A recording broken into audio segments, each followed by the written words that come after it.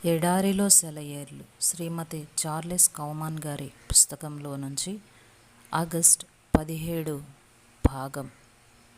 George Muller గారి ప్రయాణంలో జరిగిన ఒక అనుభవం. నాతో దూత చెప్పిన ప్రకారము జరుగునని నేను దేవుని నమ్ముచున్నాను. అపోస్తుల కార్యములు 27వ అధ్యాయము 25వ వచనం. కొన్నేళ్ల క్రితం నేను ఓడలో అమెరికాకు వెళ్ళాను. ఆ ఓడ కెప్టెన్ చాలా నిష్ఠగల క్రైస్తవుడు. న్యూ ఫౌండ్లాండ్ తీరం దగ్గరలో ఉండగా అతడు నాతో అన్నాడు, కొన్ని వారాల క్రితం నా ఓడ ఈ ప్రాంతాల్లో ప్రయాణిస్తుండగా నా క్రైస్తవ జీవితంలో విప్లవాత్మకమైన మార్పును తీసుకువచ్చిన సంఘటన జరిగింది. బ్రిస్టల్ వాడైన జార్జ్ ముల్లర్ మాతో ఉన్నప్పుడు నేను 24 గంటలు వదలకుండా పొగమంచులో ఓడను జాగ్రత్తగా నడుపుతూ ఉండిపోయాను. అంతలో జార్జ్ ముల్లర్ నా దగ్గరికి వచ్చాడు. కెప్టెన్, శనివారం సాయంత్రంలోగా నేను క్యూబెక్ సిటీలో ఉండాలి అన్నాడు. అది అసాధ్యం అన్నాను. అప్పుడు ఆయన అన్నాడు, సరే, మీ ఓడను అక్కడికి చేర్చలేకపోతే దేవుడు మరొక మార్గాన్ని నాకు చూపిస్తాడు. గత 58 సంవత్సరాలుగా నేనెప్పుడూ ఆలస్యంగా వెళ్ళలేదు. రండి, క్రిందికి వెళ్ళి ప్రార్థన చేద్దాం.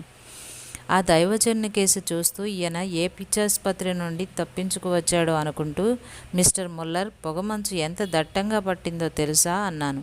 నాకు తెలియదు, అతడు సమాధానమిచ్చాడు. నేను దట్టంగా పట్టిన మంచును చూడడం లేదు, సజీవుడైన నా దేవుని చూస్తున్నాను.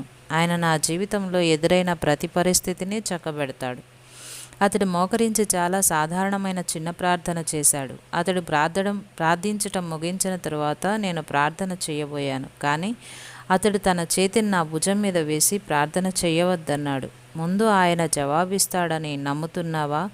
నాకైతే జవాబు ఇచ్చేశాడని నమ్మకం ఉంది. ఇక నువ్వు ప్రార్థించాల్సిన అవసరం లేదు అన్నాడు.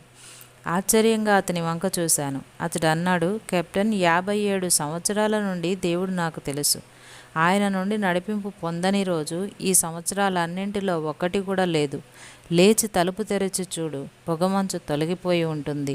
లేచి చూచాను, నిజమే, అంతా నిర్మలంగా ఉంది. శనివారం నాడు జార్జ్ ముల్లర్ క్యూబెక్ సిటీలో ఉన్నాడు. ఆయనపై ప్రేమ ఉంటే ఆయన వాగ్దానాన్ని నమ్ముదాం. ప్రభువు మధురిమలో బ్రతుకంత కాంతిమయమే.